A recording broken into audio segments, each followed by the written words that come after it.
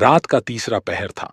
चारों ओर घना अंधेरा फैला हुआ था और गांव की गलियों में सन्नाटा पसरा था।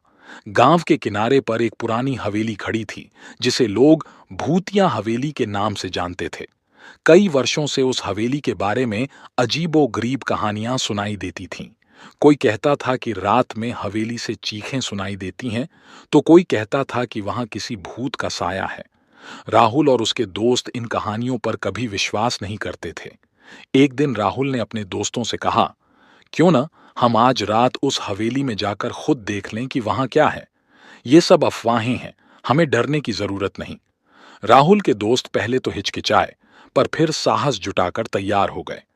रात के 11 बजे वे सभी अपने टॉर्च और कैमरे लेकर हवेली की ओर चल पड़े। हवेली के पास पहुंचते ही ठंडी हवा का एक तेज झोंका उनके शरीर से टकराया, मानो कोई अदृश्य शक्ति उनका स्वागत कर रही हो। हवेली के दरवाजे पर बड़ा सा ताला लगा था, लेकिन अजीब बात यह थी कि वह धीरे धीरे अपने आप खुल गया। राहुल ने हंसते हुए कहा, देखा, ये सब पुरानी हवेलियों का असर है। चलो अंदर चलते हैं।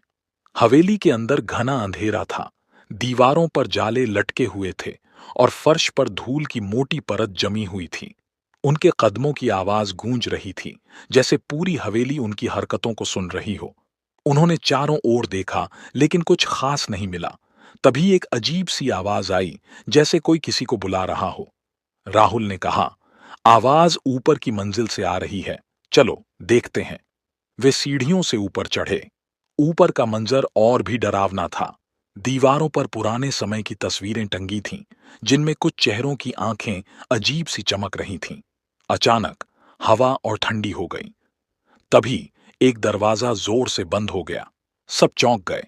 राहुल ने दरवाजा खोलने की कोशिश की, लेकिन वह दरवाजा नहीं खुला। अचानक हवेली के किसी कोने से एक परछाई उभरी। वह धीरे धीरे उनकी तरफ बढ़ने लगी। परछाई का आकार इंसानी था, लेकिन चेहरा विकृत और भयानक था। राहुल और उसके दोस्त घबराकर पीछे हटने लगे। तभी परछाई ने विकराल आवाज में कहा, यहां से चले जाओ, नहीं तो तुम्हारा भी यही हाल होगा जो मुझसे पहले यहां आए लोगों का हुआ था। राहुल ने कांपते हुए पूछा, तुम कौन हो? परछाई ने कहा, मैं वही हूं जिसे तुम लोगों ने अपने लालच और स्वार्थ के चलते मरने पर मजबूर कर दिया। इस हवेली का मालिक था मैं। मेरे भाइयों ने इस हवेली के लिए मुझे मार डाला। तब से मैं यहां फंसा हुआ हूं, और जो भी यहां आता है उसे चेतावनी देकर भेजता हूं, लेकिन जो नहीं मानता उसका अंजाम बहुत बुरा होता है। राहुल और उसके दोस्तों के चेहरे पर डर की लकीरें साफ दिखाई दे रही थीं। उन्हें अपनी गलती का एहसास हो चुका था कि उन्होंने बिना सोचे समझे इस जगह कदम रखा। वे बिना एक पल गंवाए वहां से भागने लगे। हवेली से बाहर आते ही दरवाजे अपने आप फिर से बंद हो गए और उनके पीछे की खिड़कियों में परछाइयों का अक्स झलकने लगा। राहुल और उसके दोस्तों ने कसम खाई कि वे फिर कभी उस हवेली के पास नहीं जाएंगे। गांव में अब भी लोग हवेली के बारे में कहानियां सुनाते हैं, लेकिन राहुल और उसके दोस्त अब उन कहानियों को अफवाह नहीं मानते।